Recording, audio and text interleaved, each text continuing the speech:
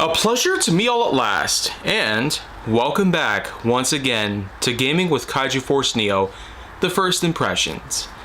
A unique series in which that I have gotten a hold of more recent games.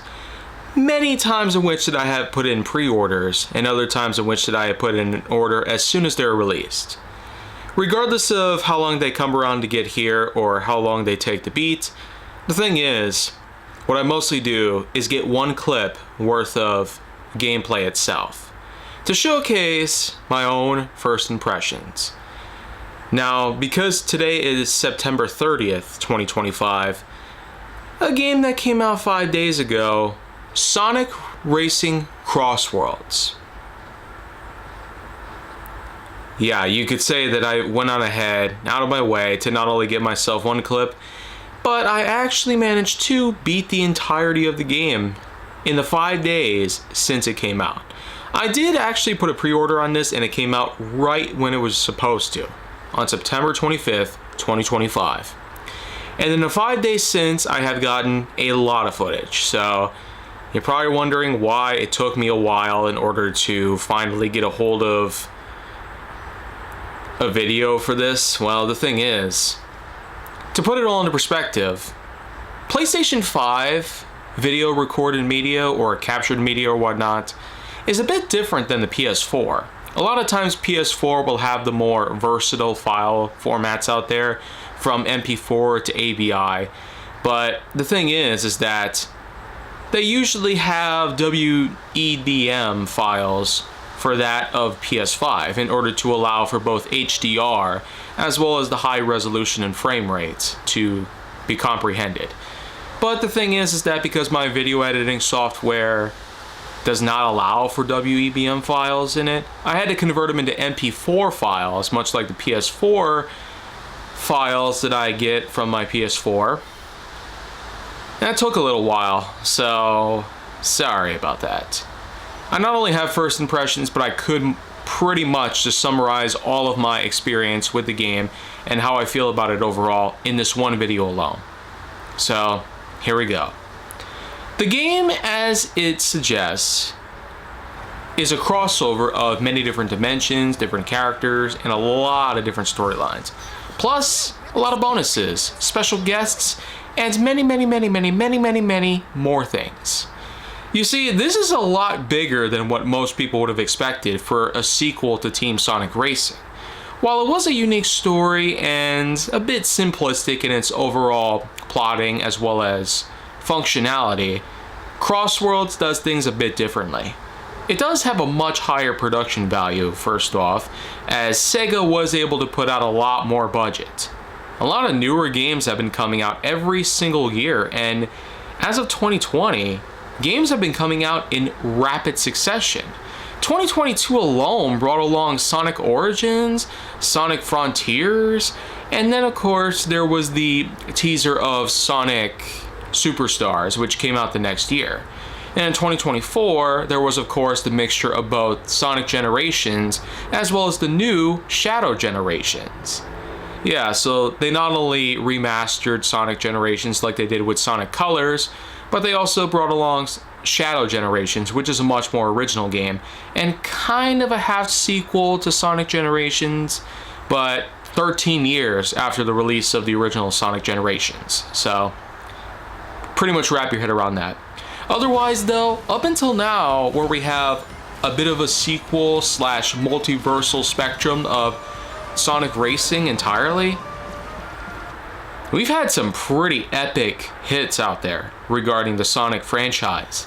And because of the success of the movies, it's no joke that Sonic has truly gotten past some of his worst years, which had pretty much transpired between 2006 and 2014. So, I will say that as of 2017 and onwards, we've been going through a lot with the character and with the franchise itself. Not to mention the fandom that has continued to grow since then.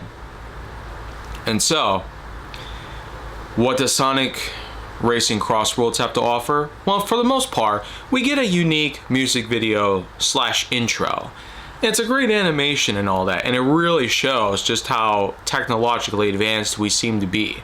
And not to mention, there's also a lot more in terms of voice acting, character variety, as we do get a lot of the main cast. Sonic, Tails, Knuckles, Amy, the Chaotix, Shadow the Hedgehog, Metal Sonic, and of course the almighty Dr. Eggman.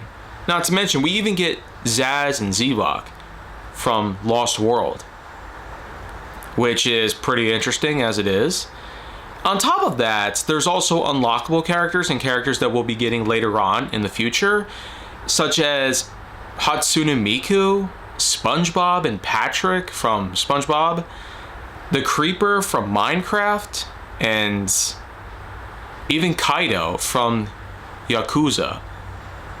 So I feel like that's just a start though, because even though a lot of these characters are set for release later on this year, there's probably going to be a lot more. In fact, we already do have the season pass set in motion, for the fact that we do have a lot to comprehend. And what does that say about everything else? Well, it kind of does act like most other kart games, in which that it's a combination of championship or Grand Prix races, time trials, as well as a somewhat newer function known as the Racing Park, which does allow for you and up to 2 AI players to compete against other teams.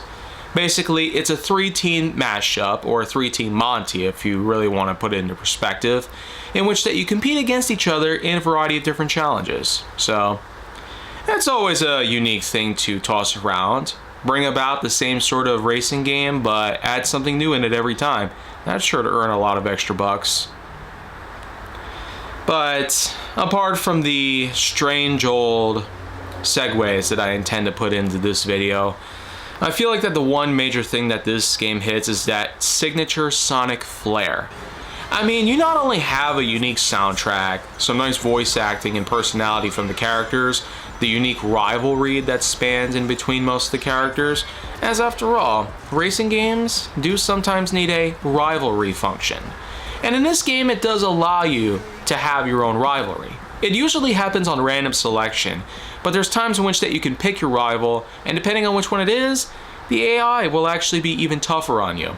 It's represented by orange and blue flames, and the higher the flame level, the harder the AI will be to beat. So you gotta put your racing skills to the test. And speaking of which, there are 5 different difficulties to work with, though there's only 3 at the moment. Why not have all 5? Well, apparently the reason is because one of them can be unlocked with the Grand Prix Cups all being won, as there are 6 in total, with the 7th that can only be obtained if you get the other 6 done, and within the first, second, and third positions, or the podium as it's known as. But the thing is that the rivalry function, the variety in cups, the variety in worlds, the variety in many things, all come down to a lot of other functionality. Much like Mario Kart, Disney Speedstorm, Nickelodeon Kart Racers, Garfield, and all that good stuff, Sonic Racing Crossworlds is also, not to mention without some other honorable mentions, we do have the worlds to explore, some of which are familiar from some of the games, and many others are more original. And we also do have capsules that provide a variety of different powers. You have the drill, you have the buzzsaw, you have the various wisps. Yeah, if you're familiar from Sonic Colors, the wisps were responsible for granting Sonic a variety of different powers. The rocket, the boost, the sticky, and many other things. And in the game, this one at least, they do similar sort of things, although not all the wisps are included. But then of course, like I said, character selection is pretty impressive. We have just about every known major member of the cast. From Sonic, Tails, Knuckles, Rouge, Amy, Shadow, Espio, Vector the Crocodile, Charmy Bee, Cream the Rabbit and Cheese, Dr. Eggman, Zaz, Zevok, and many others. I mean, you have yourself a lot to choose from, right off the bat even, unlike some games in which that they would have to be unlocked. Even Disney Speedstorm unfortunately forced us to have to purchase certain loot boxes and whatnot just to get a hold of our favorite characters. But hey, at least with that game I managed to make a good amount of progress, even without having to purchase anything from the PlayStation Store. But in this case though, we have everything that we need, character-wise. Although we also do have a variety of different car parts, many of which are more customizable, not just from the different body parts, but also the wheels and the paint schemes, which are more preset, so you don't exactly get much of a full customization sort of thing. Unlike some games that we know that are based on racing. But here's the thing. This is something that actually is not fully made. As in, there's a separate currency that you have to get. Of course, we do know the famous golden rings, which are made for powering your vehicle and Sonic. But here's the thing, even after the rings are all depleted, you don't actually get booted out of the race whenever you collide with somebody or the wall. When you fall out, you do get placed back on the track, which does cost time and possibly podium placements. Of course, like I've said, when it comes to the difficulty in the AI that's put into the rivalry function, you'll have yourself a variety of different challenges and a good amount of difficulty in order to make it a fair assessment and also to prevent yourself from becoming either too frustrated or too bored. So you'll have everything in the bag because of the many customizable options and many choices that you can make in the game to suit your very needs. And for me though, I'm pretty well skilled when it comes to racing games, even if they are a little bit different. This one here is one of them, and I've had my fair share of some unfortunate losses, but that's mostly a good thing to have. After all, taking the loss is so that way you can learn your mistakes and make yourself a better racer. So that next time you compete in that same track, you'll not only guarantee yourself a win, but also better knowledge. You may pass that knowledge on to generations below you or elsewhere. Otherwise, there's just a lot more that I could say about this game, but I feel like that I'd be dragging it on for too long. And the whole idea of First Impressions was that so I can give out how I feel about the game in its entirety. And how do I feel about it now? Because at this point I've already beaten it, so I could say everything, but maybe not. I'll save it for another time. Either way you look at it, this is still a great racing game. Not exactly like Disney Speedstorm, despite some things actually being above Disney Speedstorm, but Disney Speedstorm had a very unique charm. It was made by Gameloft Barcelona. Sega, who has been making all these Sonic games as well as other franchises over the years, has been able to make a unique racing game just like they did a few other times before, but compared to other larger companies out there, Gameloft, Polynia, Gran Turismo, and a lot of others here and there, there's just a lot more that you can get from certain other companies. Either way though, they did a great job with this one. And I feel like it's probably the top 5 best of the 2020s, but Sonic Racing Crossworlds as it stands right now, from me, will be getting itself a 9.0 out of 10.1. And with that in mind, whether it's comprehensive or extensive, I feel like that First Impressions videos should not go on like this anymore. And well, hopefully in the next installment, which will be for October of 2025, we'll see what game that I pick out next, and more importantly, how I feel about it the first time playing it. So I'll see you guys then, and well, keep it original.